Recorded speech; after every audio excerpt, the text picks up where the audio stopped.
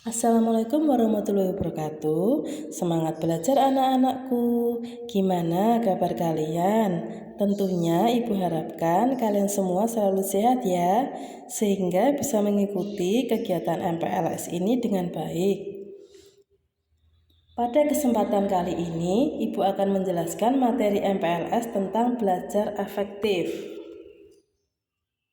Nah, tentunya kalian semua sudah tahu ya, sebagai seorang pelajar, tugas utama kalian adalah belajar, belajar, dan belajar. Itu adalah tugas pokok kalian sebagai pelajar. Nah, di sini ibu akan menjelaskan cara belajar yang efektif, sehingga kalian akan cepat untuk memahami materi-materi yang disampaikan oleh bapak atau ibu guru di sekolah.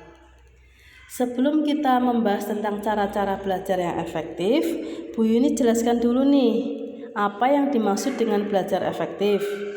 Di sini Ibu akan menjelaskan tentang belajar efektif. Pengertiannya yaitu cara belajar yang teratur, tuntas secara berkesinambungan dan produktif, yaitu belajar yang menghasilkan kepandaian, pengetahuan, keterampilan, pembentukan sikap mental dan intelektual yang baik, serta bertanggung jawab. Nah, setelah kalian sudah tahu tentang pengertian belajar efektif, selanjutnya Ibu akan menjelaskan cara-cara belajar yang efektif. Di sini ada 7 cara belajar yang efektif. Bu Yuni akan menjelaskan satu persatu ya. Yang pertama, cara belajar efektif yang pertama yaitu buatlah suasana belajar kalian senyaman mungkin. Maksudnya di sini, buatlah suasana belajar senyaman mungkin untuk diri kalian masing-masing. Misalnya, jika kalian belajar di rumah, kalian bisa belajar sambil mendengarkan musik kesukaan kalian. Jika pada saat di sekolah, buatlah suasana kalian di dalam kelas senyaman mungkin. Jadilah gelas kosong yang siap menerima air. Itu artinya kalian siap menerima pelajaran yang diberikan oleh Bapak Ibu guru di kelas. Cara belajar efektif yang kedua yaitu merangkum pokok-pokok pembelajaran.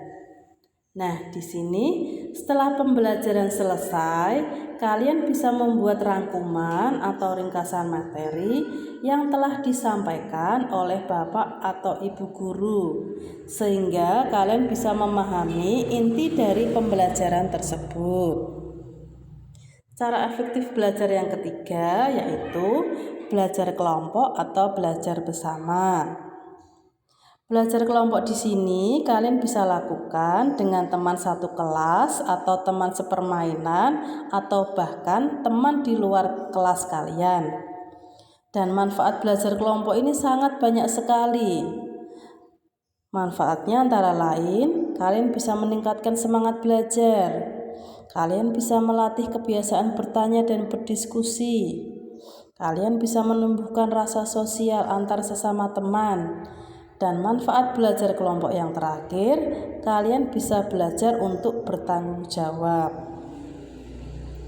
Cara belajar efektif yang keempat yaitu metode mempersingkat atau memodifikasi menyerupai nama sesuatu. Metode ini yang paling sering orang gunakan pada saat menjelang ujian, karena kebanyakan orang tidak terlalu bisa dalam menghafal. Jadi, disikapi dengan nama-nama yang hampir mirip untuk mengingat materi. Metode ini sangat efektif digunakan dan otak sangat mudah untuk mengingatnya. Cara belajar efektif yang kelima yaitu belajar dengan praktek. Cara belajar ini tidak akan pernah membuat kalian menjadi bosan, karena kalian bisa belajar praktek secara langsung di lapangan. Contohnya, pada saat kalian belajar IPA, seperti belajar materi botani, kalian bisa belajar sambil mengamati tumbuh-tumbuhan secara langsung yang ada di sekitar kalian. Nah, itu yang dinamakan dengan metode belajar praktek secara langsung. Cara belajar efektif yang keenam yaitu belajar rutin tanpa terlalu lama. Dengan kalian belajar rutin, kalian akan semakin mudah untuk mengingat hal yang sudah kalian pelajari. Yang perlu kalian lakukan adalah belajar rutin, bukan belajar terlalu lama. Contohnya di sini, misal belajar pada saat pagi hari kalian tidak usah lama-lama. Misalnya kalian hanya butuh waktu 45 menit saja. Pada saat siang hari kalian hanya butuh waktu 25 menit saja. Sore harinya kalian hanya butuh 50 menit saja dalam belajar. Dan kemudian dilanjutkan pada malam hari kalian hanya butuh waktu 1 jam saja. Cara ini sangat efektif dan pikiran kalian juga akan tetap dalam keadaan rileks daripada harus belajar terlalu lama. Dan cara efektif belajar yang ke-7 atau yang terakhir yaitu belajar mengerti bukan menghafal. Yang paling sering kalian lakukan pada saat kalian menghadapi ulangan atau ujian adalah menghafal. Sebenarnya itu tidak salah, cuma kurang efektif.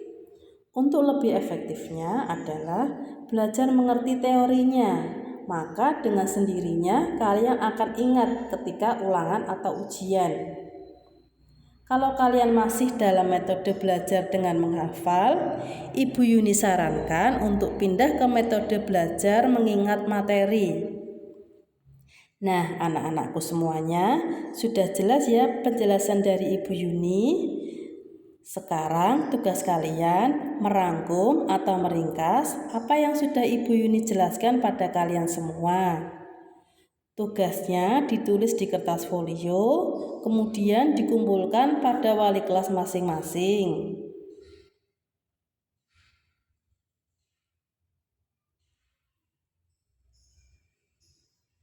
Demikian penjelasan dari Ibu Yuni. Tetap jaga kesehatan kalian ya. Wassalamualaikum warahmatullahi wabarakatuh.